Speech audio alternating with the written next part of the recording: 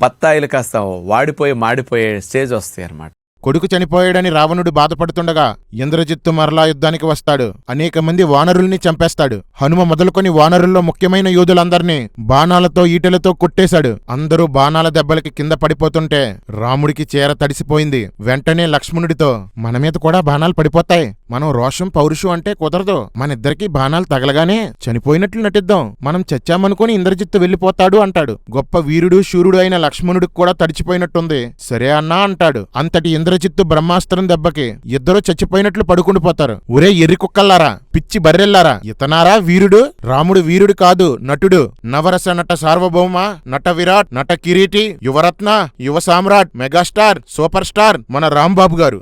జై శ్రీరామ్. నటిద్దామనుకున్న రామలక్ష్మణులకి దెబ్బ గట్టిగానే తగిలింది. దాంతో నటిస్తూ నటిస్తూ స్పృహ తప్పిపోయారు. అలా రామలక్ష్మణులు తమ ప్రాణాలు కోల్పోయారు.